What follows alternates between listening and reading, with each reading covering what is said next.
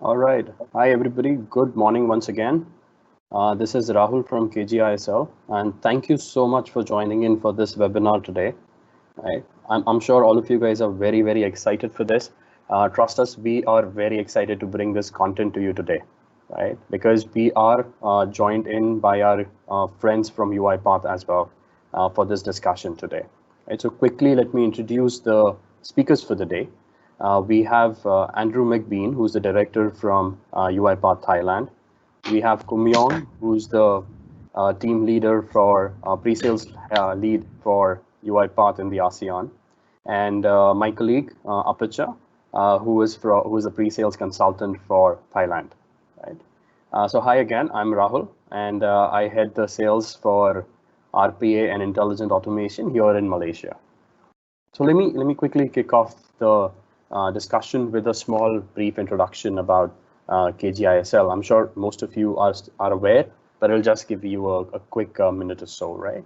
So KGISL actually started way back in 1995 in Coimbatore, India, which is south of India, and from there we've actually grown by leaps and bounds, in the ASEAN region. So currently, it's been over 25 years that we've been operating both in India and the ASEAN regions. We have offices in Bangkok, Thailand, KL, Malaysia, and Singapore. Right? We are considered one of the leading players in the BFSI space in the ASEAN region. Right? So, right from a small development to few of the products to, say RPA, it's been a good and long journey with us. So we partnered with UiPath around 4.5 years back, and since then to right now, it's been a very, very interesting journey. We are actually one of the first few diamond partner in Asia who have been partnered with UiPath and servicing the different industries here, right? So, I'm sure all of you guys are constantly looking at these numbers and reviewing the situation from a COVID standpoint, right? These numbers are from by on as on 26th, right? So they may not be up to date. But again, the interesting thing that I see from these numbers is the infection rate has actually gone down, and the recovery rate is definitely increased. Trust me, actually, just a month back, the total recovery rate was around 30%. And right now, within a month, we are actually close to 42% globally. Right? Say for countries like Thailand and Malaysia, which have actually put in a lot of effort, and the recovery rate shows. So Thailand at 96%, Malaysia at 81%, right? So it's the governments have put in a lot of effort to help all of us and to make sure that all of us are safe, right? Now, this is an interesting time, right? So, frankly, all of us here definitely look at this as the new normal, and we all of us are now getting up. I'm sure it's the same for you to prepare for this new normal, right? Social distancing and work from home, we believe will definitely stay for some more time. Travel restrictions, though there are few countries that are opting for domestic travel, but international travel will still be restricted, is what we feel. Now we have learned to distance ourselves from one another. Once when we are outside, or when if in case you are going to offices for some emergency work, we will have to unlearn to distance ourselves from one another, and try and adjust ourselves to this new normal, where we will be working in this kind of a scenario for some time. Right? The organizations, and the management of the organizations are already reviewing their expenditures and looking at their bottom line. So all of this actually sets up very good for us to give you an understanding of why automation is required and where it will fit in, right? So this is actually a quick report that I have from McKinsey, right, which actually talks about how the COVID-19 is impacting multiple different industries, right? Definitely, if you see the travel, oil and gas and travel are the biggest losers during this time. But again, let me take an example of a company like insurance, which is part of the BFSI segment, right? they will also be one of the biggest impacts during this time. And something that I find it extremely interesting in this report is at the bottom section of the insurance column, that it talks about that the disruptions in insurance will be due to their paper applications and accepting still in a paper-based methodology. Right now during this time, it's extremely important that all of us look at automation and all of us look at a process where we can connect to our clients through a digital mechanism, right? So solutions like RPA is something that we believe will definitely help all of our customers to connect with their end customers seamlessly, right? So with this, let me give it to Andrew to speak about how and why it is extremely important to accelerate the digital transformation going ahead. Andrew, hi, good morning. Thank you so much for joining in. Over to you. Andrew, you're on mute. Excellent. Thank you, Rahul. Thank you. And thank you very much indeed for inviting us. We work, as you said, extensively with KGISL in the region, here in Thailand and in the region. We're really grateful for everybody joining us today as well for the presentation. I'm just maybe have a bit of latency.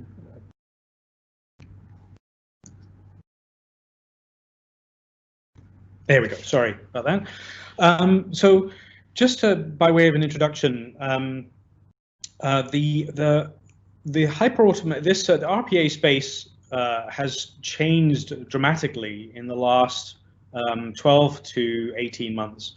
You still see RPA, the robotic process automation, very firmly there in the center there. But coming into this year, Gartner determined that this thing called hyperautomation was the #1 trend on Gartner's list of the top 10 strategic technologies for this year.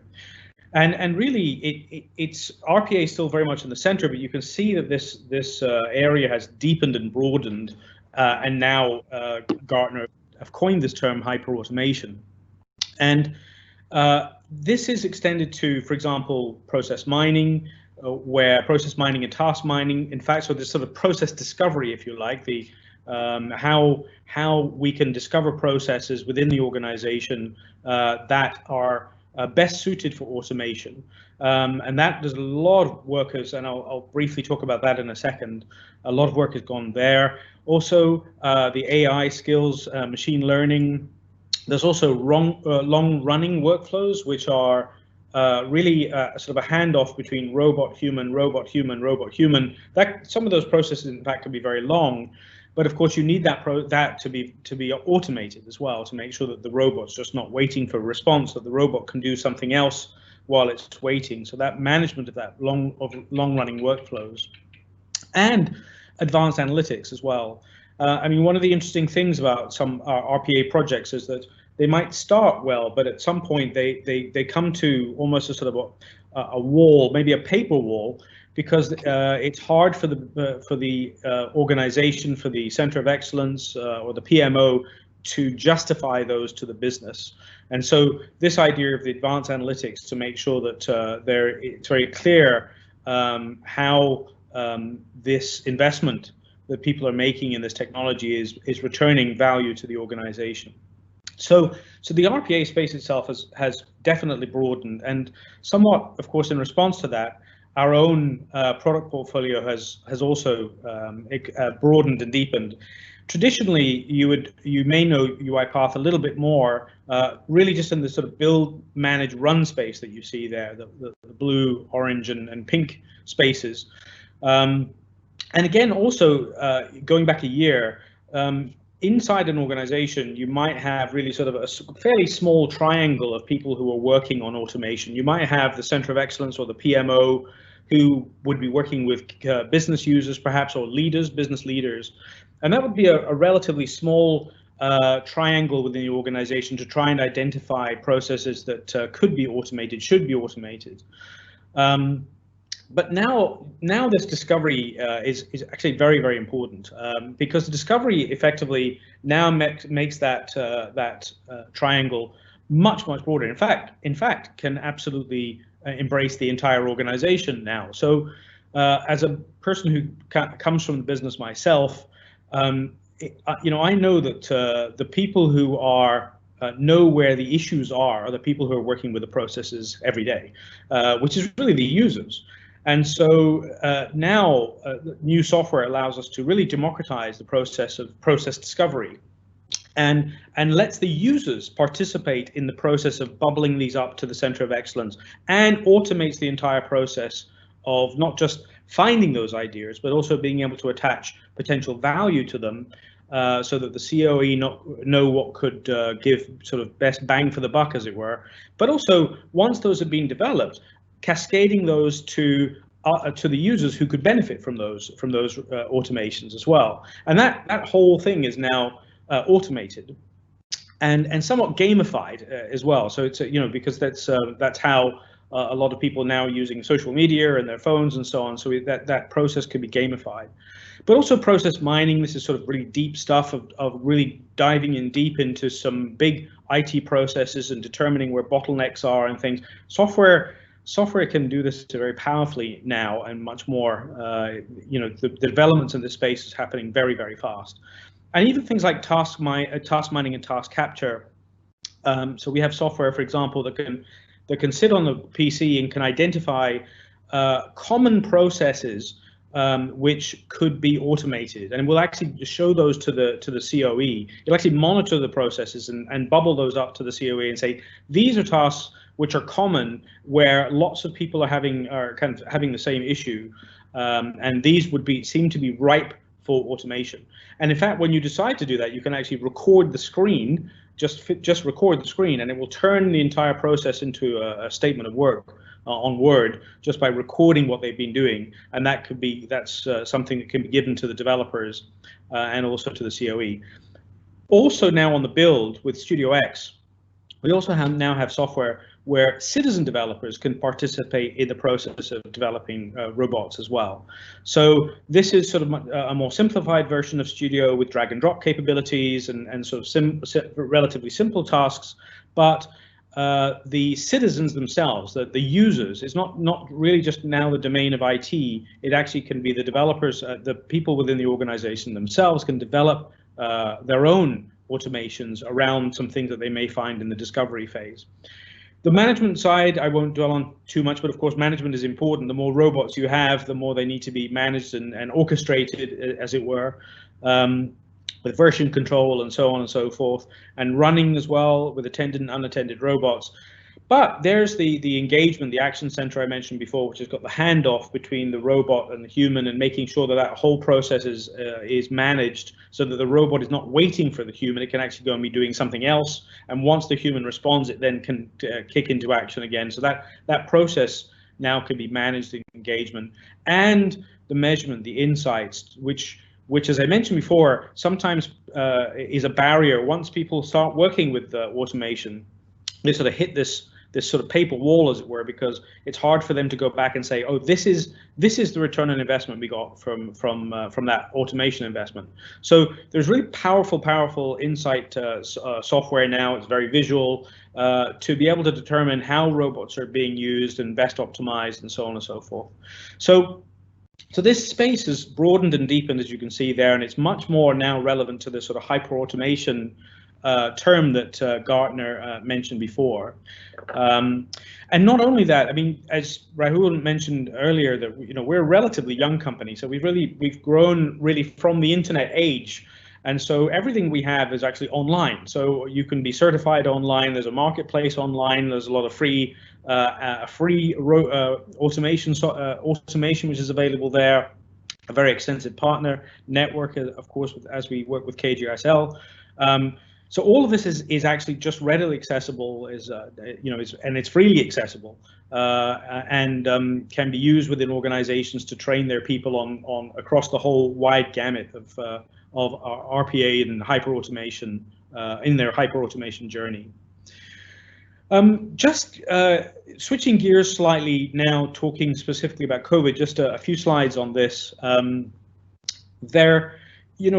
Gartner coined that term hyperautomation before we knew that COVID was upon us. And in fact, I would say my feeling is, just seeing what we see within the company, is that automation, and therefore hyperautomation, is in fact never been more important than it is today, given that we're working from home, and as we'll see in these next few slides, these sort of very dramatic pulses which are coming as a result of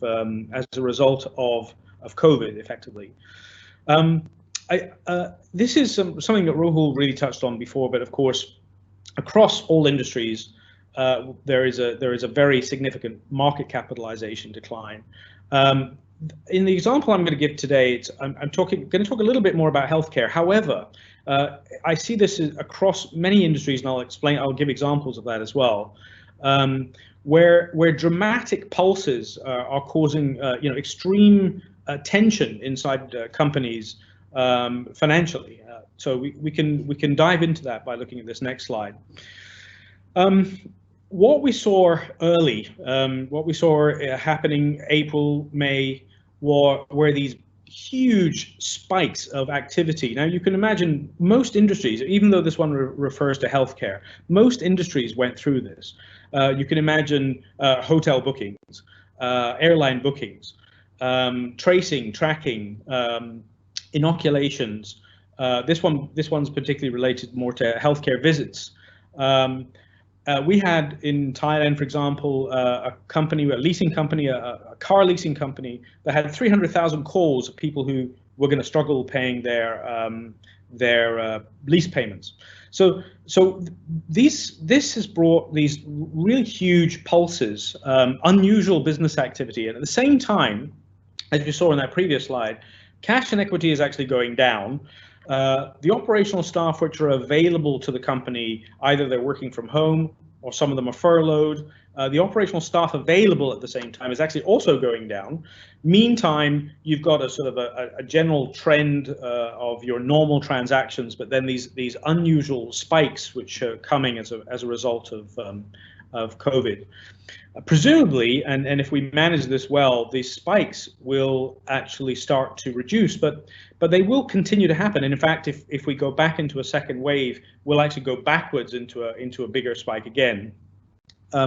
Really, what is happening though when we try and flatten this curve is something interesting.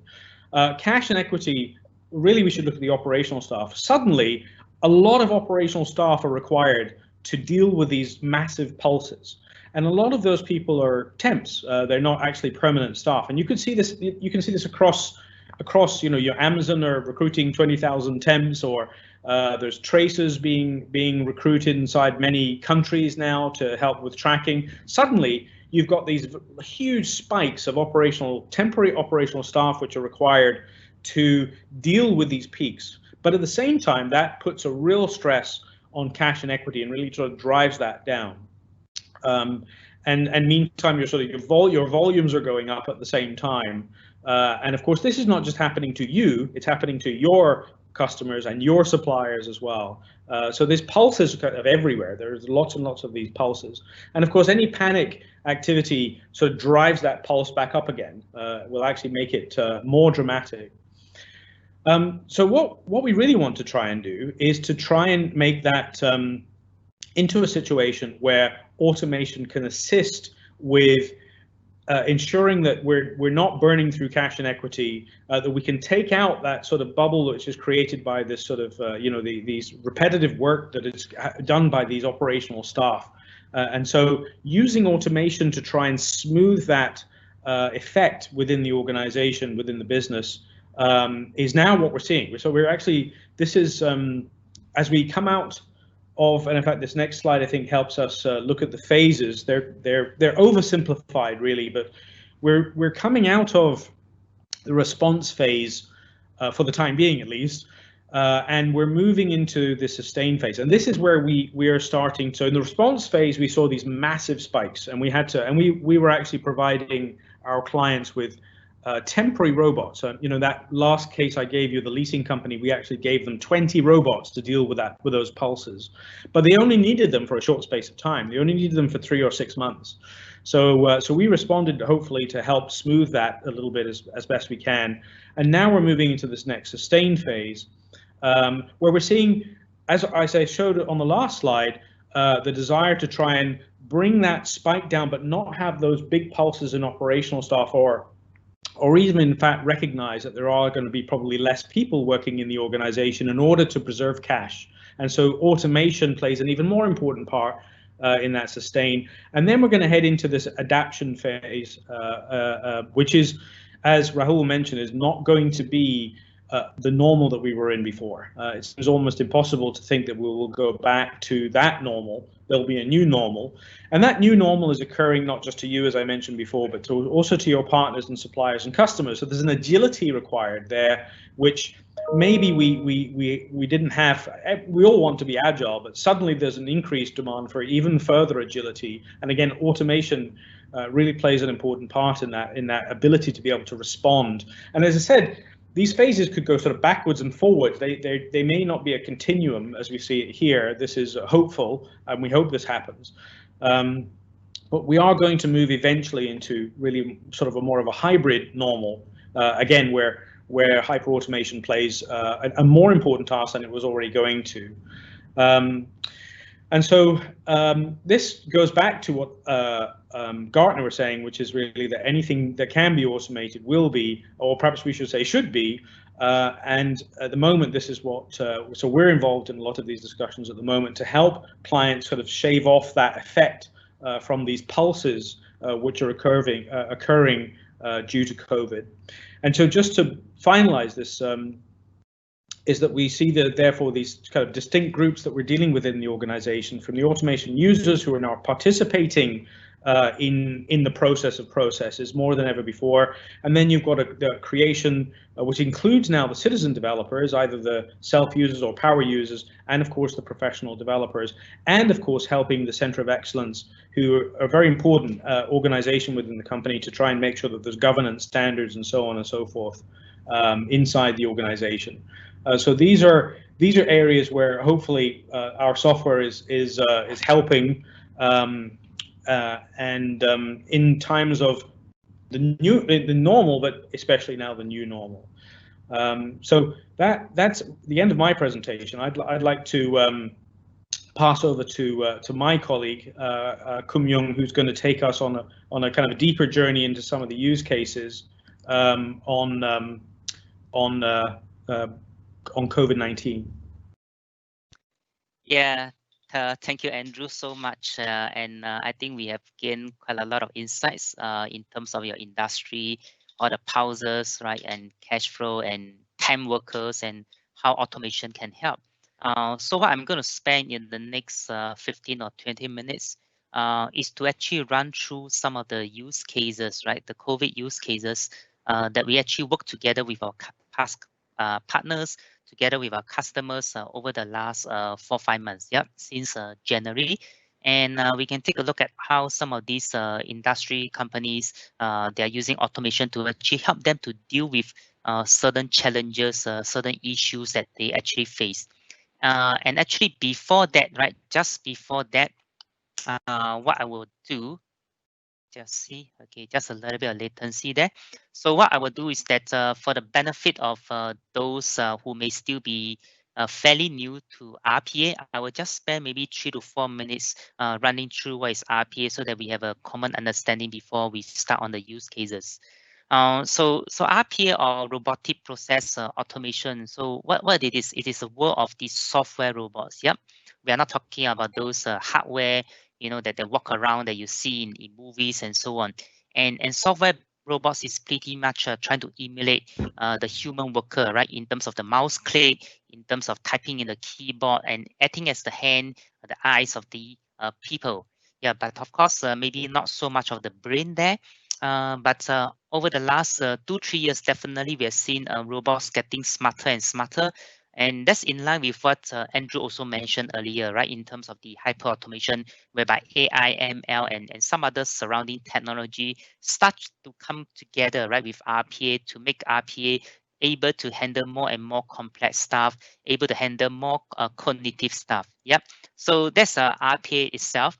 And the thing is that what can robots do? A lot of things, right? Log into application, your SAP, your Salesforce, or your Workday, move files around between your SharePoint, your OneDrive, or your Google Drive, and so on, right? Getting data, getting content from PDF and Word document or email and download attachment, making calculation, doing reconciliation, scripting data from the web, right? So all sorts of things. Yep. So that's what software robots can do, and in the context of the especially COVID-19, right? So what kind of benefits do we see from a software robots perspective?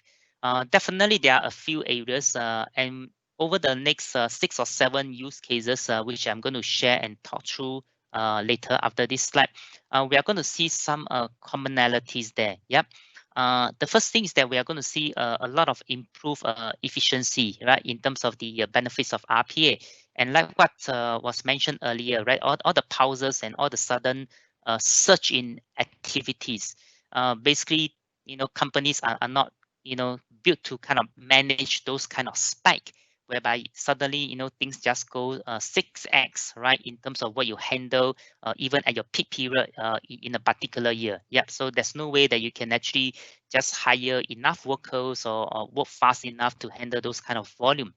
So increased efficiency is extremely important, and there are cases that we have seen RPA, can reduce something that, let's say, takes 10 minutes per transactions, right down to just a minute or even 30 seconds. Yep. So those are the kind of efficiency that we will see, and those are the exactly characteristic that's going to help organization to handle all those kind of search. And of course, along with those, the efficiency is that some of this organization, obviously, they're dealing with some customers, right? So the quick turnaround is going to be really crucial. And as we are going to see, even from a healthcare perspective, that's even more extremely crucial, because you don't have to wait 2 days, right, after you do a COVID test and waiting 2 days to wait for the results. And that's not because sometimes the test takes so long, but because there's so many steps, and a lot of these steps are really manual, done by the human, and the volume just doesn't allow you to do less than that. And we are going to see some cases where automation can help to bring that down significantly, so that people know whether they're positive or negative, right, in a much more faster manner, so that potentially life can be saved, obviously, right, in a much more meaningful manner. And of course, the reality here again is that although we have a lot higher volume and we want to process them, we cannot compromise in terms of the compliance, right? In terms of the governance. We still want to make sure that we do the right thing.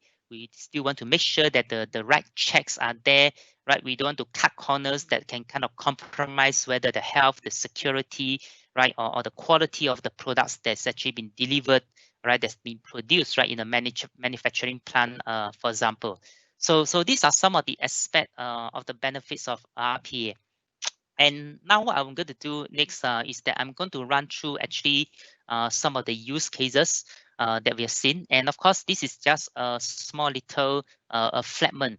In fact, over the last 5 to 6 months, yeah, maybe 5 months, right, since the beginning of the year, we have actually globally in UiPath collected, I believe, about 50 to 60 use cases around the world. Yep, whereby we actually have customers or governments and healthcare and manufacturing making use of RPA to help them. So the first one is actually something that we created ourselves at the beginning of this whole pandemic, or it's actually just an epidemic at the beginning phase, right? It's not even a pandemic, but we actually created what we call a health screening bot. Okay, whereby we actually help the employers, right, to actually streamline the screening process. So some of you may still remember, right, before this whole thing blows up, at least for me, yep, every day, I think during the February or March period, every day I go to the the office, I actually need to take my temperature 2 times, and I supposedly, right, I need to do that, submit my temperature so that the HR can actually monitor my health and so on. And of course, that's not so easy because people tend to forget and all those stuff, right? So we actually develop a board whereby, we help the HR to do this, whereby every morning, via WeChat in China, of course, via Slack or WhatsApp and Line in Thailand, right? They actually send kind of like a survey to remind people that, if you haven't submitted your temperature, you haven't answered some question. And then after people submit all these data points, the robot will actually come together, right? Pull in all these data points and kind of create a report, right? And distribute it to HR to actually review. And we actually developed it for one of our customer, actually in Hong Kong. And after that, we actually make this robot available actually in our marketplace. So you can actually download that. And there's actually some integration to some digital apps there that you can actually use.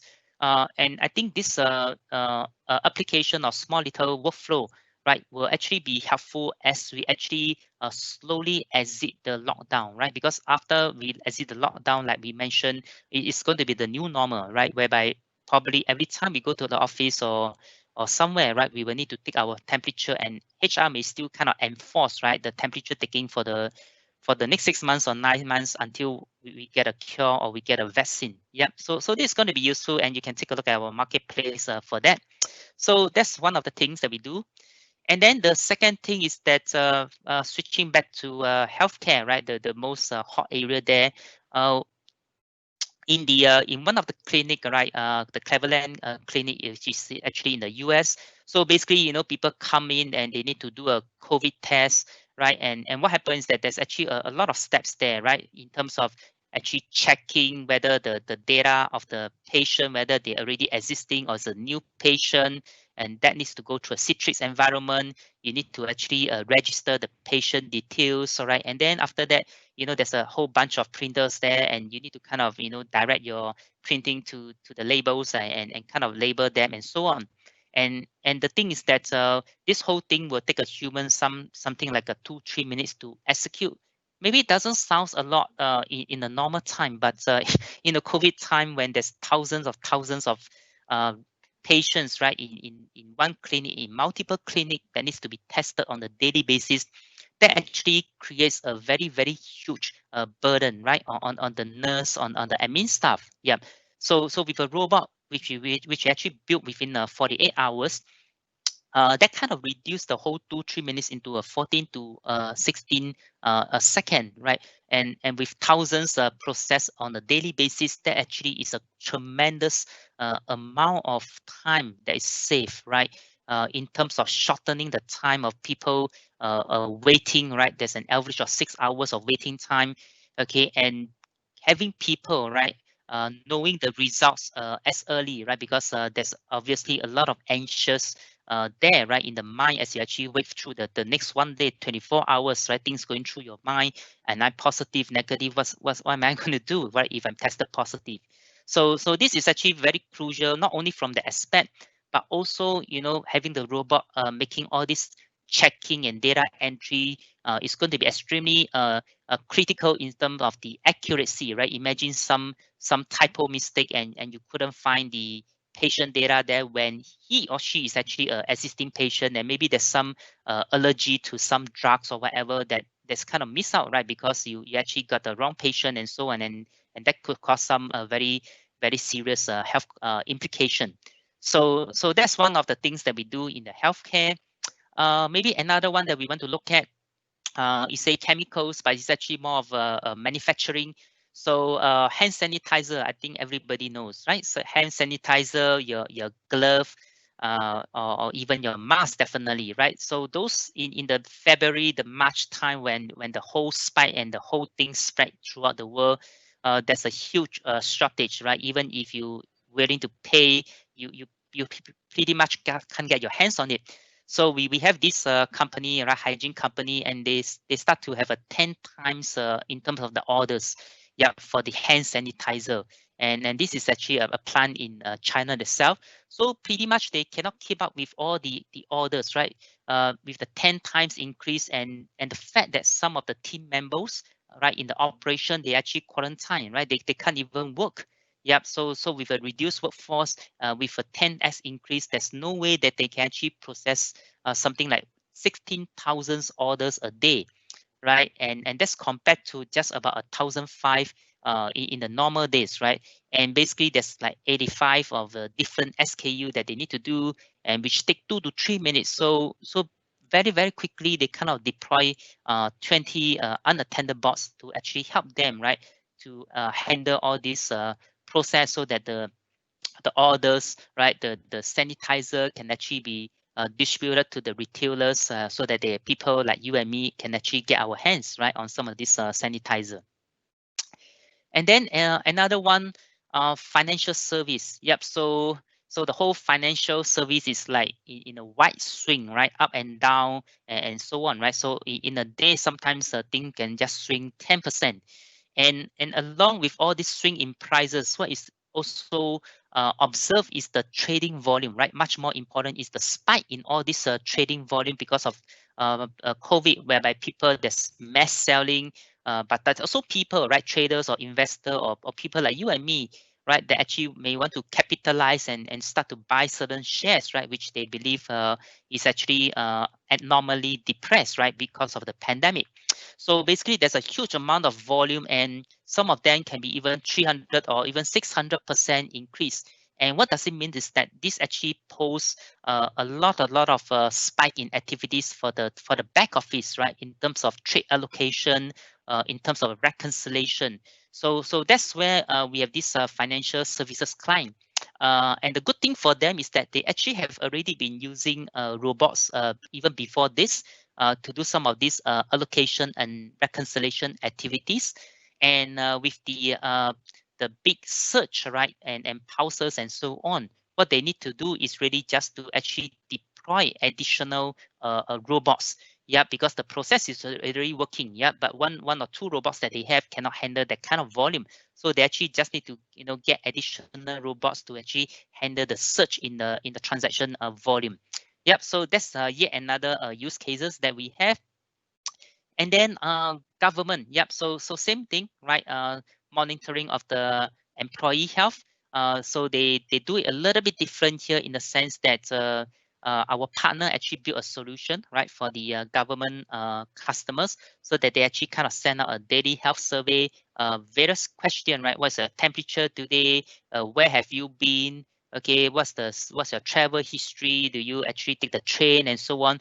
And basically what they do is that after gathering all this question, they have some kind of a formula behind the scene, right, where they kind of calculate a certain risk score, right, based on the information that's actually been feedback by the individuals. And the risk score will basically be used to kind of determine, right, whether it's kind of safe, right, for these people, for these employees, yeah, to come into the office to work, or maybe they should really just work from home, right? So that they in the sense that they may have a slightly higher risk score, so that they don't incur the risk of spreading, right, the virus among the rest of the colleague. So yet another one that we have seen. And then yep, airlines. I think this is pretty well known, right? With all the airlines pretty much have a plunge of 99%, right, of the flights, that's especially from an international and maybe to a slightly lesser extent the domestic airline. So basically, a lot of people, they book their holidays 3 months, 6 months, or 9 months in advance. And when this thing happens and everything comes to a stop, there's a lot of requests for refund, people calling the call center, whether they can, whether they're allowed to change the dates or given another open ticket and so on. So there's a huge surge there. And I think we hear stories about, calling the call center and either the line is busy or nobody pick up, right? And not because that there's no people in the call center, but because they are so swarmed, right, with huge number of people dialing in. So that's why we have the Scandinavian airlines. They actually created 6 automation, right, and deploy 3 bots within a quick 24 hours working round the clock to handle all this high volume of voucher refund requests or cancellation, or maybe to extend the booking deadline and so on. So this is something that they actually deploy on the contact center. so that the contact center agent is able to actually much more quickly handle every individual that actually call in. So instead of spending, for example, 5 minutes or 10 minutes, right, per passenger trying to get all this data and punching information into various screen, right, they're actually able to do it in a much more shorter time because they have a robot, right, to actually help them, right, to actually gather data and check on all these dates and conditions and so on. Yep. And probably the last one, or maybe the second last one, also in the US, right, whereby they actually have this PPP program, right, Paycheck Protection Program, to help all these small business able to actually get loans a lot easier. And basically, there's a more than 50 times increase, right, in all this loan application. And again, that actually pose a stress, right, on the operational team in terms of the processing. And actually, at the beginning, we actually have 2 out of the top 3 US bank, right, to actually automate this insurance of the loans itself, right, checking some of the data points, and then actually submitting into what we call the SBA portal. And actually, after that, we actually expand beyond that 2 banks, right? We actually, I think, have probably more than 10 banks, right, that's actually using the solution, to actually quickly process all these loans so that the small business is able to get their hands on the loans, right, so that they can actually pay their workers, pay the rents, and keep the business running. So very, very important things. And even somewhere actually in this part of the world, one of the countries in ASEAN, right, I was personally actually involved, whereby a government agency, same thing, right, so they have some kind of funds that they want to disperse to individuals who actually lost their job or suffered a significant decrease in salary, right? So when they actually open up the portal for people to apply, again, they get swarmed, and they actually got like 15 robots, right, to actually deployed to actually handle all this verification, checking, submission, and so on, to actually quickly process all these different applications. So I think I'm coming to my last slide there. So I actually have shared about 6 or 7 different use cases. And as I mentioned, there's actually many, many more. And if you can actually go to the site there posted, right, uipath.com resources/COVID-automation, you actually find a whole bunch of use cases, available, and maybe some of them may be worth looking into, right, that maybe resonate with you, and you can see how potentially your business can also, go along the same line, right, in terms of the use cases. So I think that's all I have, and I will now hand over to Apicha, who will actually walk you through a little bit more on the local context in Thailand. Yep, over to you. Okay, thank you, Kim, for sharing about the COVID-19 use case and how the robots can help during these pandemics.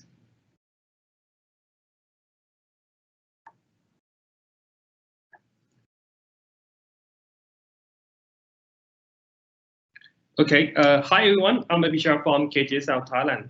So I will be talking about how our clients have gained to benefit using the UiPath during these pandemics, and share some challenge that the working professional in Thailand faced during the COVID-19 crisis. Okay, almost all our clients in Thailand are now work from home policy.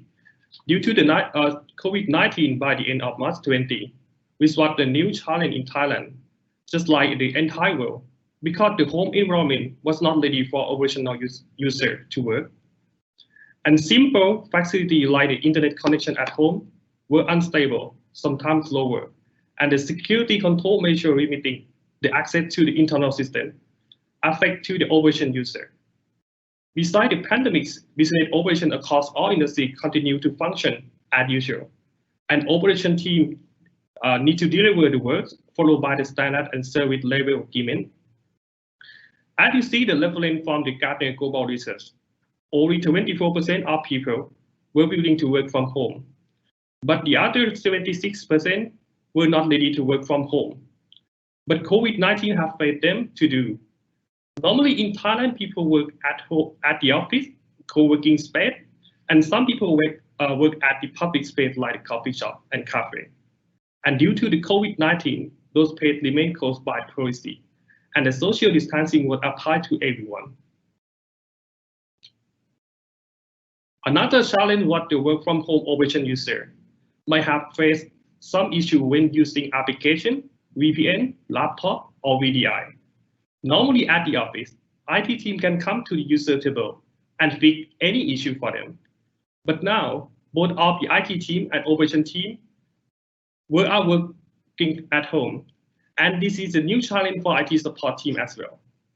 The next point is the company needs to invest more in the technology that support working from home user for collaboration, VDI, and software as a service on the cloud as well. Move on to the next slide. We give you very good information about the all industry overview from the Gartner Finance Quick Poll. Since April until May 20, the poll was about assessment in finance technology investment due to COVID-19.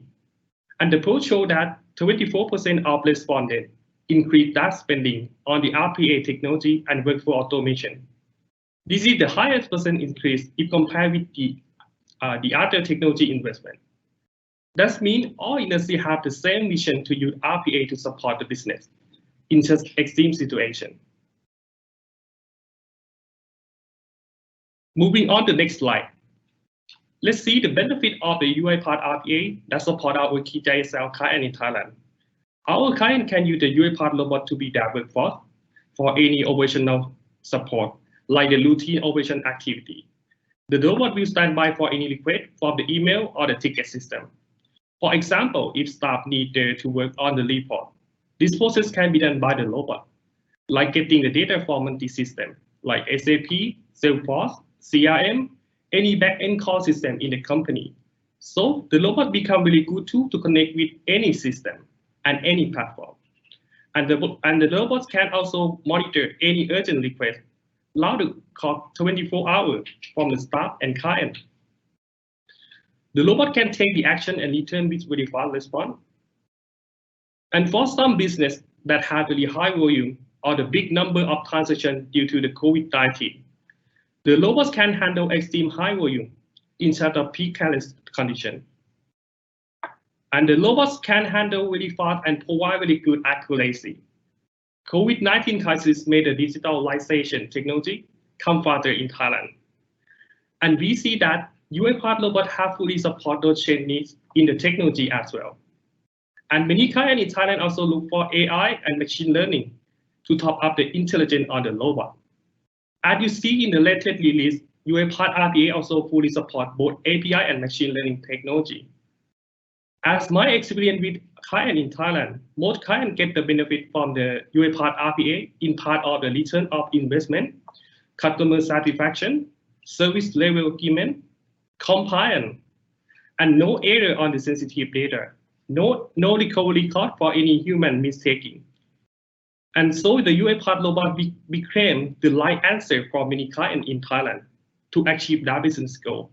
And now the robots have become the new alternative workforce to continue running the business past to the COVID-19 situation. So I have a few example use cases from our client in Thailand who implement the UiPath RPA before the COVID-19. KJSL Thailand, we have some client in a global insurance company that use the robot to handle the operation activity, such as the policy creation process for travel, motor, and personal accident. Before automation, this process required 4 users. And now, after automation, no user is required for this process.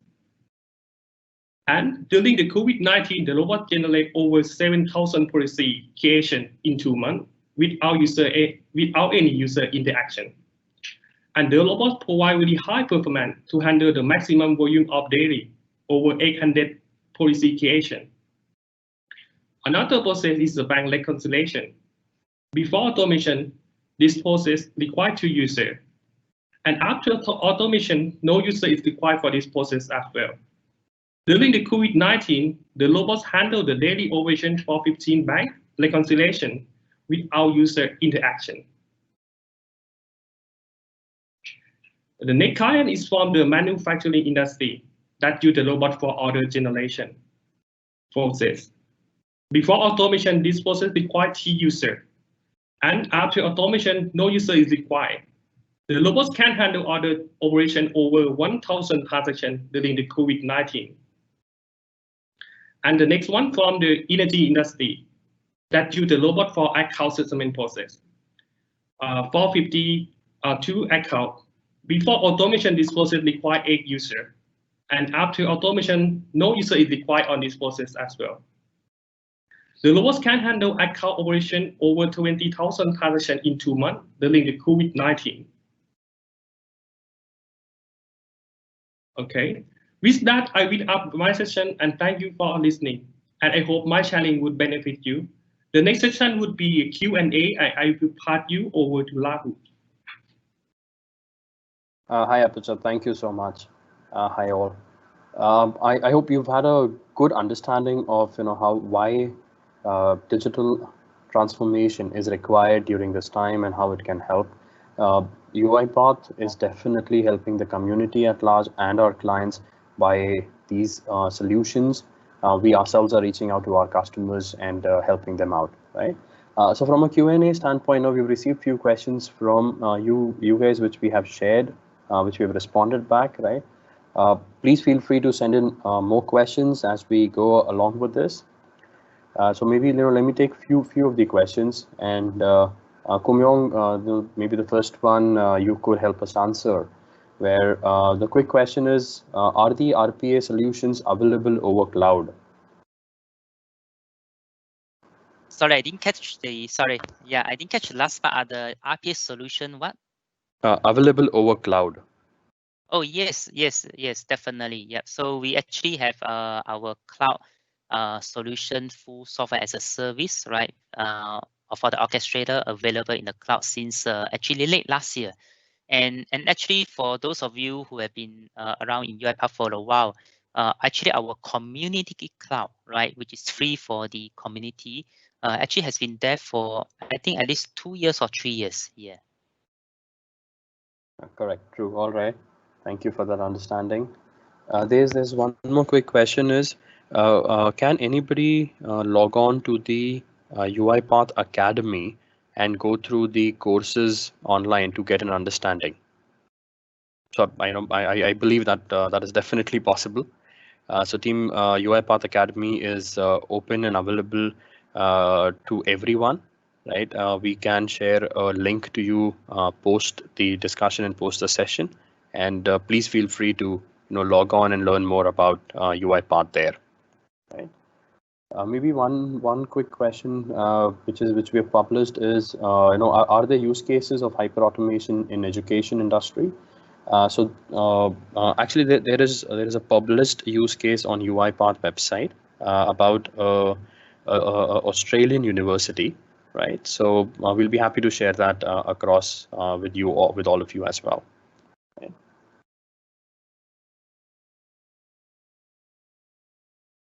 All right, so I'm just trying to see if there are any other questions that we can take. Andrew, thank you so much for responding to Pakon regarding his question. Or yeah, if there's anything more that you want to add, yeah, sure. Yeah, I thought because it might be relevant for everybody as well. Well, it probably is actually, but the question was really about how we can help clients with those sort of pulses. And if you remember that graph, of course, if people think they've got to invest in 20 robots for what they think might be a temporary solution, that's more cash. So so in actual fact, so what we've done in these situations is we've basically imagined them to be temporary licenses. So the 20 I mentioned before we gave for 2 months, for example, because they had to handle the 300,000 to get that down. And if they needed, if they suddenly have another 100,000, we can also make that temporary as well. So we absolutely, for these pulses, if any clients help from us to help shave those pulses off, just please let us know, because we can help them. Correct, right. So so team, everyone out there, if in case you are already an existing one or a new one, reach out to us, reach out to UiPath, and all of us will be happy to help you as to the extent that is possible and to the extent that we can. to help you with your process, to maybe give you some temporary licenses as well. Thank you, Andrew, for that. Maybe we can take one last question. So generally, I think the question is there a way for the companies after to understand more processes and to identify more processes internally? So Kum Yong or Andrew, do you want to maybe explain about the automation hub, to a utility that we have? Or either one of you. Yep, I'm happy to. I did. So if you remember, when we looked at the discovery box, there's really been a really huge amount of exciting development on discovery, and particularly when you look at the entire organization, I would call that maybe a little bit sort of task mining and task capture. When you look at more the IT side, for example, we think of that more in sort of process mining, which was currently like deep stuff. But if I go to task mining and task capture, we have software called Automation Hub, which really is kind of, if you think, is a tool for the Center of Excellence, which basically sort of gamifies and democratizes the whole process of getting users from the entire organization to participate in recommending processes that they think could be optimized using automation. And other users can participate in that process. They can vote ideas up. And the software, the Automation Hub, will also allow us to be able to do potential return on investments. So what, will they get their bang for their buck? It'll put ROI type. So there's the Automation Hub on the left there, you see on the discovery. So it consolidates ideas, it manages ideas, it then allows kind of insight into those ideas to the COE, so that they can actually put cost benefit against those things. And then when they are created, it will then share those automations with those people who said that this would be a great example for them for automation. So it can act as a sort of a not just a library is not the right word, I guess, but a sort of a marketplace for, of course, free in the company of these things which have been determined. But also on task mining, I mean, we've got we will have in the next couple of months software which can actually sort of sit on a computer or sits on several computers, and it will actually just keep an eye on what processes are being carried out, and it will then roll that up and say, these are processes which are common. These have been done by all of these users using common processes. So it will bubble that up and show its sort of ability to be automated, if you know what I mean. It's kind of like its propensity to be automated, and that's all, again, automatic. That will also all happen automatically. That information will go up to the COE. The COE can actually look at all that kind of insight which is coming from the computers. And then, as I mentioned before, the task capture, a user can actually participate in the process. They can actually record their screen, carry out their work, and the task mining will turn that into a document, a Word document or a PDF and will annotate the entire process, with everything that was done and logged in. And you can actually, if there's sort of confidential things, you can gray it out and so on and so forth. So, huge development has happened on the discovery side from the sort of getting everybody to participate in the discovery of processes. True, Andrew, thank you so much for sharing that. And maybe, I can add on to by giving a quick example. We've been using Automation Hub with a few of our clients, and this has actually been a common problem that the clients are able to discover or identify few initial processes, few initial 5 or 10 processes. Post that, they want to have post that it becomes very difficult for them to understand how do they have to go about with this. And that is where this whole Automation Hub really helps them close the whole thing and understand what are the more processes and have it like a pipeline, right? So with that, I think we are almost up with the time, and it's almost 12 here in Malaysia. It's, I think, 11 in Thailand. So thank you so much, all of you, for joining in, and thank you, Andrew. Thank you, Kum Yong, for joining in. It's been a pleasure. Apicha, thank you so much. And thank you. Thank you, everyone. Thank you. Yeah. So guys, please stay safe and take care. And please feel free to write back to us if in case there are any further queries, and we'll be happy to answer. Right. Thank you so much. Have a great time ahead. Bye. Bye. Bye. Bye. Bye.